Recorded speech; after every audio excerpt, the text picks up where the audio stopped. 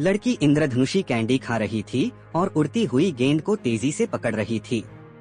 वह उड़ती हुई गेंद को बिना देखे ही आसानी से पकड़ सकती थी।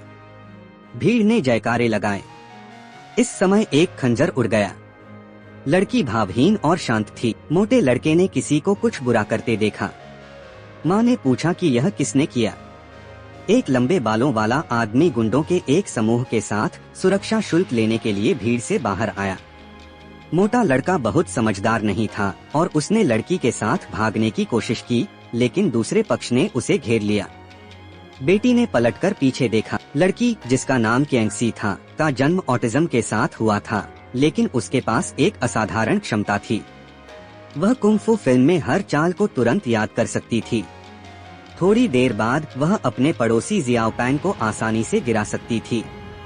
वह एक दुर्लभ मार्शल आर्ट प्रशिक्षण उपकरण थी, लेकिन आजीविका के लिए वह और जियाओपैंग सड़क पर प्रदर्शन करते थे। हालांकि उन्होंने यह लड़ाई जीत ली, लेकिन वे अब सड़क पर प्रदर्शन नहीं कर सकते थे क्योंकि उन्होंने उन बदमाशों को नाराज कर दिया था जो हर दिन लोगों को परेशान करने के लिए भेजे जाते थे। उन्होंने यह आय खो दी। यह उल्लेख करने की आवश्यकता नहीं है कि उनकी मां का पता चल गया था। कैंसर ने उनकी स्थिति को और भी बदतर बना दिया। वे उच्च चिकित्सा व्यय वहन नहीं कर सकते थे। अंत में उन्होंने अपनी सारी बचत खर्च कर दी। मां को घर जाने के लिए मजबूर होना पड़ा। मां उठकर लिविंग रूम में चली गईं। चिड़चिड़ी मिलेनियम को देखकर उन्हें राहत मिली।